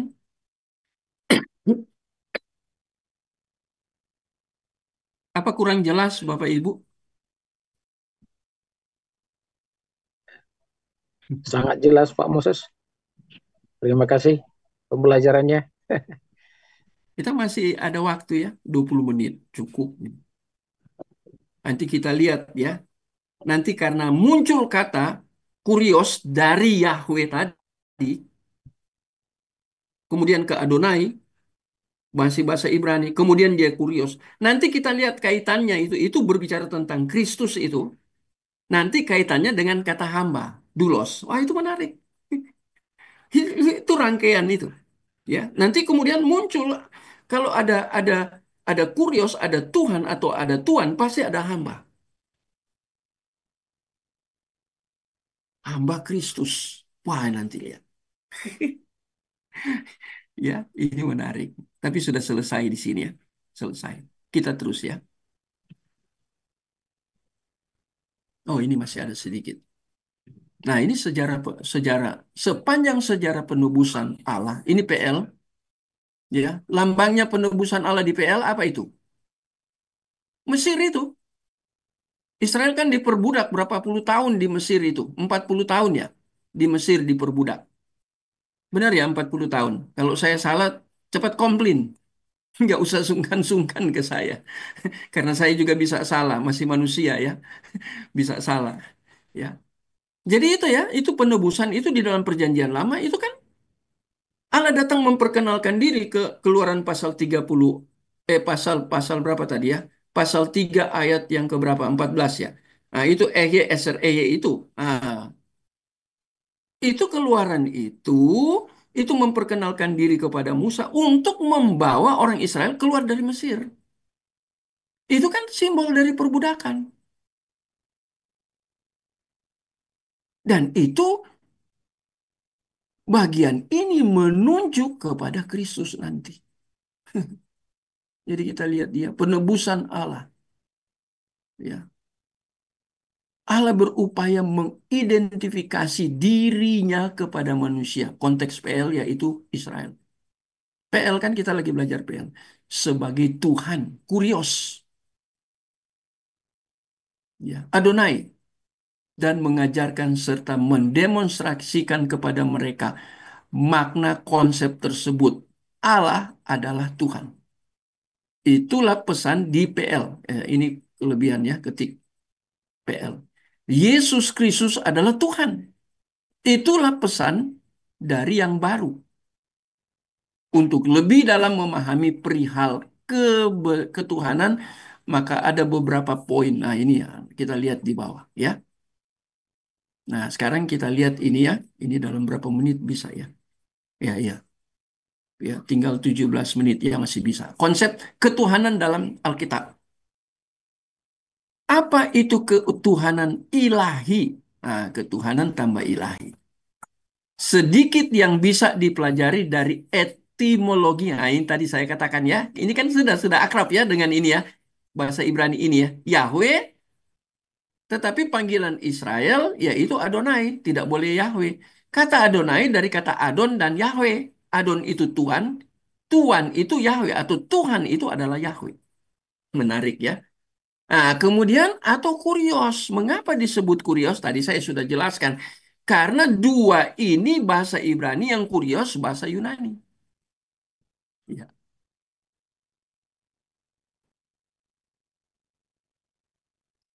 Nah, ini ya salah satu alasannya itu keliru ya. A itu terketik ya. Salah satu alasannya adalah etimologi tersebut tidak pasti, khususnya Yahweh. Nah, ini kita hati-hati dengan ini ya, ada kalimat ini ya, tidak khususnya tentang Yahweh. Dan lebih jauh lagi, etimologi tidak selalu, ini etimologi ya, selalu merupakan pedoman yang dapat diandalkan untuk memahami maknanya. Jadi satu kata itu, etimologi kan ilmu asal-usul kata ya. Ini kita harus hati-hati dengan etimologi. Saya orang orang biblical, jadi senang eksegese. Selalu etimologi dulu, tapi harus hati-hati. Ya, ini tidak dapat diandalkan untuk memahami maknanya. Kata bagus dalam bahasa Inggris misalnya berasal dari bahasa Latin, nescius, itu kata bagus ya. Nah, ini contoh aja ini ya, ilustrasi. Yang artinya bodoh. Ini kan bahasa Latin. Arti kedua kata tersebut sangat berbeda. Nah, ini kan etimologi. Kalau kita lihat etimologi dalam bahasa Latin, kata bagus. Ya, bisa berbeda artinya. Nah, makna kata ditemukan melalui penyelidikan terhadap penggunaan. Nah, penggunaannya. Dan penyelidikan semacam ini terbukti bermanfaat dalam mempelajari kosakata. Ini enggak gampang ini saya tahu. Ya, ketuhanan dalam kitab suci. Itu sebabnya perlu penyelidikan terhadap terhadap apa aja. Nanti kita lihat di sini ya. Tapi kita lihat ini untuk mengantar kita, ini bagian di atas ini untuk mengantar. Jadi kata etimologi Yahweh, Adonai, kemudian kurios ini kita harus sangat hati-hati. Jangan hanya tekan kepada asal kata itu etimologinya ya, tapi melihat makna yang ada di dalam etimologi itu maknanya itu memahami maknanya ya. Kadang tidak bisa diandalkan sehingga kita harus temukan melalui penyelidikan. Bagaimana itu penggunaannya kata itu pada konteks waktu itu bukan konteks kita sekarang. Jadi kita harus mundur jauh. Saya memperhatikan banyak pengkhotbah ketika berkhotbah argumentasi ya speech speech dari atas mimbar itu dia seringkali lepas konteks loh. Itu bahaya sekali. Ini maksudnya jangan lepas konteks. Ya. Dan pendidikan macam ini terbukti bermanfaat dalam mempelajari kosakata ketuhanan dalam kitab suci. Itu sebabnya perlu penyelidikan terhadap, ini nanti kita lihat terhadapnya apa. Saya mau tunjukkan satu buku. Mudah-mudahan ada dekat saya. Ini bukan buku biasa. Aduh, saya taruh di mana itu ya? Ini ada. Saya ambil sebentar.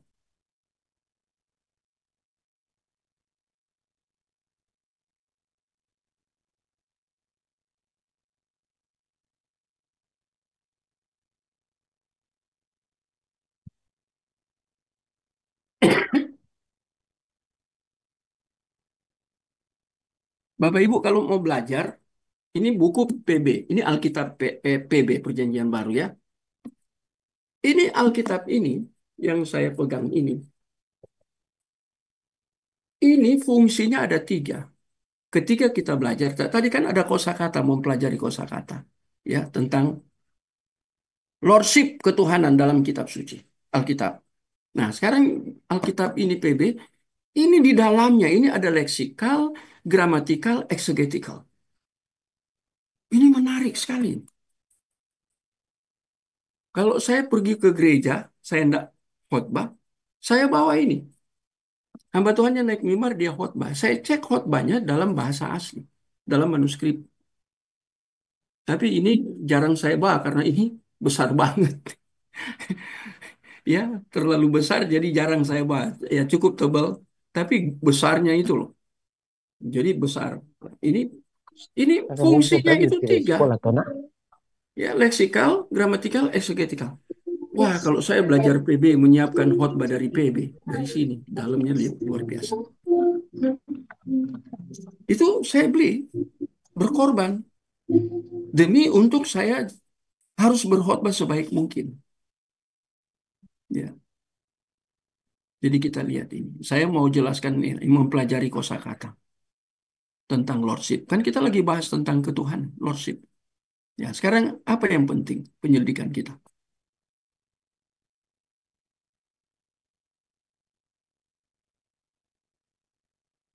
Ya, ini. Oh, kita ada di sini sekarang. Tadi lordship. Oh ini ya pertama. Oh ya, ini pertama ya. Ketuhanan dan perjanjian. Lordship-nya dengan berit. Perjanjian bahasa Ibrani-nya kan berit. Ya, itu covenant atau promise. Ya. Pertama-tama ketuhanan adalah sebuah konsep perjanjian. Di ketika kita membicarakan tentang kata Tuhan atau ketuhanan lordship, itu selalu tidak lepas dari konsep perjanjian. Mengapa? Ini kita bertanya, mengapa? Tuhan adalah nama yang diberikan Allah kepada dirinya. Dia memperkenalkan diri. Ini aku YHWH. Yang dipanggil Israel Adonai. Yang dalam bahasa Yunani itu kurios. Artinya kan Tuhan. Diriku ini Tuhan loh. Ya, diriku. Aku ini kepala perjanjian Musa. Tadi sudah di atas ya. Dan nama yang diberikan Allah kepada Yesus Kristus terhubung langsung sebagai kepala perjanjian baru. Di perjanjian lama dia sudah ada. Diperjelas dalam PB. Oleh karena itu kita dapat mendefinisikan ketuhanan ilahi sebagai kekepalaan perjanjian. Ini kan udah gampang. Yesus itu kan kepala. Kepala gereja. Soma. Ya. Kata gereja, eklesia ya. Kata ek dan kaleo. Ek itu keluar, kaleo itu dipanggil. Dipanggil keluar. Siapa yang panggil? Yesus. Dipanggil keluar untuk menjadi miliknya. Ya ini berbicara tentang relasi ini, menjadi miliknya. Orang Israel yang tadinya tidak kenal Allah, Allah datang cari di dalam kedaulatan, dalam inisiatif dia cari orang Israel. Dan yang paling dia cari itu Musa, yang dia pilih untuk jadi pemimpin. Musa nggak mau, dia tetap pilih Musa. Musa bicara kelemahan, tidak ada alasan. Saya pilih kamu. Dan dia memperkenalkan diri kepada Musa. Eye eser ehye. Itu kan yang kita lihat itu. Ya, keluaran lagi. Itu membicarakan kalau di PB itu tadi saya katakan di atas ego Amy. Dan dikatakan di sini, Lordship ketuhanan, sebuah konsep perjanjian. Perjanjian siapa? Perjanjian Tuhan. Jadi dari atas dulu dia itu Tuhan. Nanti sebentar itu dihubungkan dengan masalah kepemilikan karena dia Tuhan. Menarik kali. Ini dalam loh. Ini diperluas ya. Karena dia Tuhan atau dia Tuhan berarti sebagai Tuhan dia pasti punya milik. Karena dia sudah disebut Tuhan. Ini status ketinggian dia sebagai Tuhan. Atau disebut dalam Alkitab Tuhan. Tuhannya huruf besar semua. Yahweh tapi disebut kembali lagi ya. Itu disebut orang Israel sebut Adonai. Dalam bahasa Yunani kurios. Ini berkali-kali saya tekan supaya kita terbiasa dengan kata-kata seperti ini. Dan dikatakan ini ada konsep perjanjian. Tuhan adalah nama yang diberikan. Siapa yang berikan? Allah kepada dirinya. Elohim kepada dirinya sebagai kepala perjanjian. Dia kan yang berjanji kepada Musa. Saya yang akan bawa kalian untuk menuju ke Kanaan. Dia yang berjanji. Ya ini covenant teologi di sini. Kita kan lagi belajar covenant teologi. Dia Allah yang berjanji. Dan Allah yang berjanji kepada umat perjanjian. Mengapa Allah yang berjanji kepada umat perjanjian, yaitu Israel dalam konteks PL, disebut umat perjanjian? Karena dia umat Allah. Umat Allah perjanjian. Dan Allah memberikan janji kepada mereka. Sehingga ini terikat antara Allah dan Israel yang dia sendiri ambil inisiatif untuk berjanji kepada Israel. Waduh. Pikirannya kayak apa ya? Bapak Ibu, saya berdoa supaya Bapak Ibu tangkap. Ini terlalu dalam. Terlalu dalam. Ya, kita lagi belajar Kristologi. Ini dalam sekali. Ini memperkenalkan siapa sih Kristus itu sebenarnya. Ini nggak akan nyangkut itu para polemikus itu. Wah, itu nonsens semua. Terlalu dangkal pikiran mereka. Kalau saya gunakan apa buku yang ditulis oleh siapa ya? John Stott. Tulisannya kan John Stott. dua kata, bacanya kan John Stott. Itu seorang Injili yang menulis begitu dalam. Itu buku-bukunya diterbitkan oleh Momentum. Saya baca tentang satu umat judulnya yang ditulis oleh John Stott. Dia menulis tentang idiotes. Dan kata idiotes itu disangkutkan dengan idiot secara fisik. Tapi ini idiotes secara spiritual, secara rohani. Kalau idiot kan itu cacat fisik di dalam diri manusia secara fisik. Tapi John Stott menulis bukan terkait dengan fisik, tapi terkait dengan masalah rohani. Idiot, idiotes bagi saya. Karena saya baca bukunya John Stott itu. Dan itu ada di memori saya. Sehingga saya bisa berikan argumen waktu kita belajar ini. Itu para polemiku semua itu mereka semua idiotes. Bahasa Indonesia itu mereka idiot. Cacat pemikiran mereka tentang kebenaran firman Tuhan. Tapi mereka itu sering menjadi galak, sering teriak kencang, semuanya salah. Nggak usah takut dengan mereka. Sayang aja saya tidak muncul ya di YouTube. Kalau saya masuk ke YouTube, ketemu mereka, saya akan bicara kalian ini idiotes.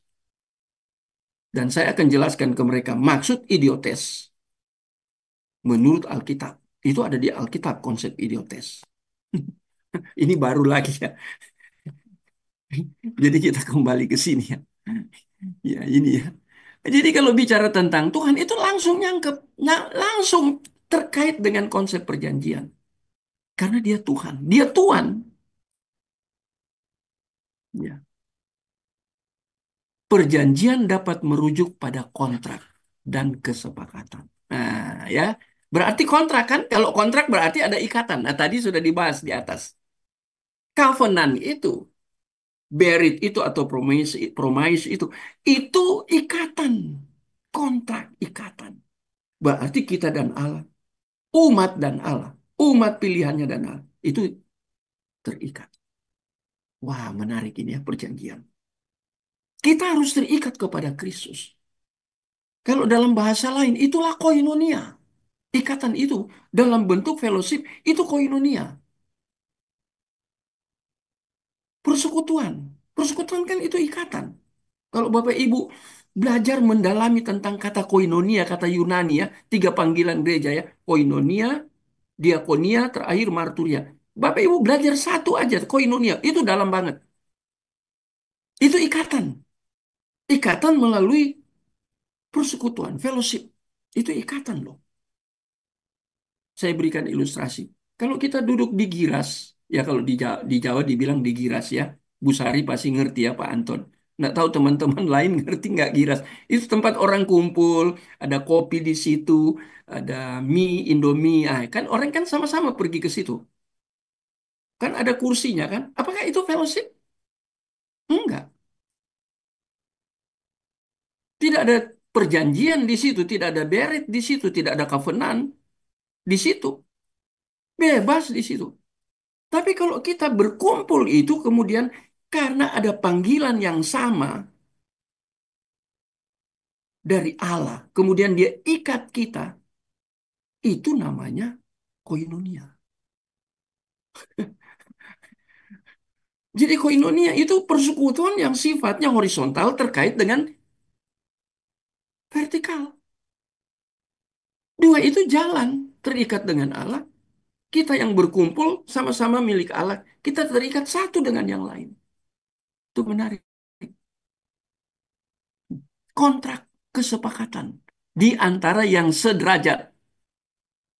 Nah, kesepakatan yang sederajat itu Tritunggal, itu sederajat. Karena hakikatnya sama. Bapa, Anak, Roh Kudus itu hakikatnya sama. Itu sederajat. Atau pada jenis relasi antara Tuhan, ini kurang ya, salah tulis, Tuhan dan hamba-hambanya. Ah, ini ikatan. Kalau ada Tuhan, ini logika teologis. Kalau ada kata Tuhan, pasti ada kata hamba. Karena sebagai Tuhan atau Tuhan, dia pasti memiliki pemiliknya, dia memiliki hamba. Tadi saya janjikan kan menjelaskan ini. Kita sudah sampai di sini. Ada Tuhan, ada hamba. Kalau kita belajar tentang eklesia, siapa yang kepala gereja? Kristus itu kepala. Gereja itu tubuh. Itu bahasa Yunaninya soma. Antara tubuh dan kepala itu dua komponen yang tidak boleh dipisahkan. Itu ikatan. Ada kepala, yaitu Kristus sebagai kepala gereja. Ada tubuhnya. Tubuh itu gereja sendiri. Soma, bahasa Inggrisnya. Bahasa, bukan bahasa Inggris, sorry. Bahasa Yunaninya soma. Kepala dan tubuh itu satu ikatan yang tidak boleh terpisah. Ilustrasinya kan tubuh kita ini. Ini kita masih hidup, tapi kalau begitu tubuh dan kepala terpisah, mati dia. Atau dia jadi hantu. Nggak ada kepala jalan sendiri tanpa tubuh. Atau tubuh jalan sendiri tanpa kepala. Itu mistik. Dan itu bukan mistik Kristen. Ini bicara tentang relasi atau korelasi. Dan kita sudah sampai di sini. Kontrak kesepakatan itu antara Tuhan dan hamba-hambanya. Kita ini hamba-hambanya. Ini ikatan. Waduh sayang ya waktu ya. Minggu depan saya perjelas ini ya. Suara saya sudah makin serak-serak. Karena makin semangat ngajar.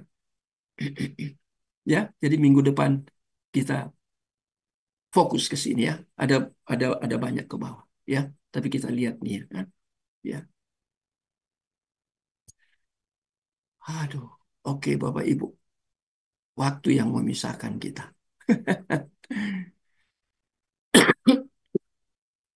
Ya.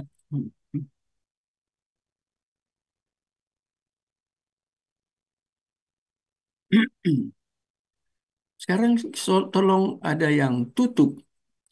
Saya mohon dengan hormat Ibu Sari. Ibu Sari tolong tutup dalam doa.